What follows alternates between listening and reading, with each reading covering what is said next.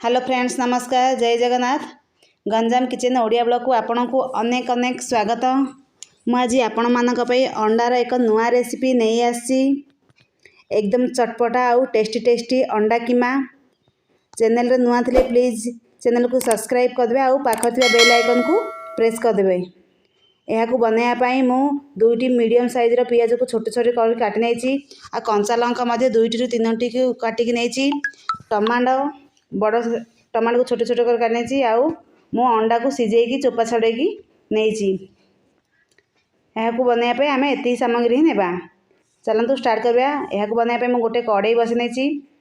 कड़ाई आमर गरम हो आसला मुझे सोरिष तेल देती। जेकोसी नॉनवेज आइटम बनने सोरिष तेल दिंतु, बहुत टेस्टी लगे। तापर तेल गरम आसला से जीरा देती फुटण। तापर जीरा फुटी आसला आम से कंचा लंका आउ जो काटिक रखी छोट छोट कर पियाज को ताकू देबा। आ भल भाव कलर चेंज होगा पर्यंत आम भाजवा। किसी समय पर मुझे आपण मानक देखा देखु पियाजर कलर एकदम चेंज हो आसला। आ कलर चेंज होगा से सीझी गलानी। तापर आम जो आगरू काटिक रखी टमाटो को देदेबा। अल्प सीझेला ही आम टमाटो को एड करवा। टमाटो देदेबा। आउ टमाटो दे सारापर आम से आवश्यक अनुसार लुण देदेबा, जहाँद्वारा टमाटो जल्दी आमर सीझीज। आम भल भाव घाटिबा, एपट सेपट कर घाटी नेबा। किसी सेकेंड पर आम गोटे घोड़णी बंद करी आम सीझापी छाड़देबा। आउ गैस फ्लेम को एकदम स्लो करके आम बसैबा। से समय चलतु आम जो अंडा को सिझेकी रखी आराम से काटनेबा। काटिया समय तार केसर गुड़ी को आम अलग करनेबा। कहीं आम केसर गुड़ को पछी पकेबा, जहाँद्वारा अंडार चटपटा रेसिपी भल लगे। ता केसर गुड़ को आम बाहर करदेबा। आउ ताकू जो धला अंश गुड़ी को आम छोट छोट आकार रे काटनेबा। आपन जेकोसी शेप दे पारे। मु मीडियम साइज रो काटिकी नहीं। सब अंडा गुड़ी को आ केसर गुड़ी को अलग कर देछि। देखंतु अंडा हमर रेडी। तापर आम केसर गुड़ी को गोटे गिनारे बाहर करके आम ताकू रखिदेबा, कहीं आम ताकू पछी व्यवहार करवा।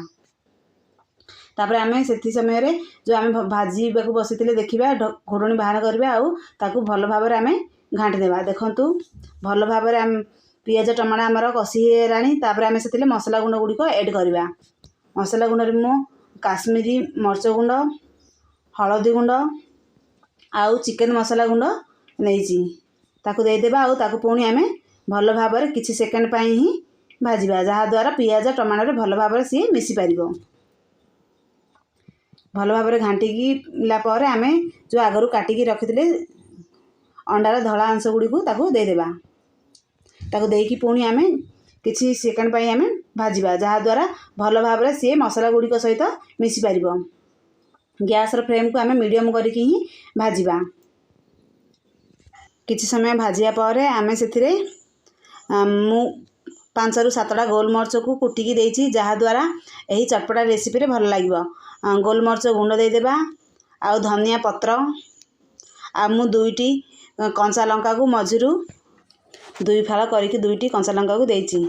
आ दे सारा पर ताकू पुणी आम भल भाव घाटी नेबा, जहाँद्वारा अंडार चटपटा रेसिपी भल लगे यही कंचा लंका देवा द्वारा।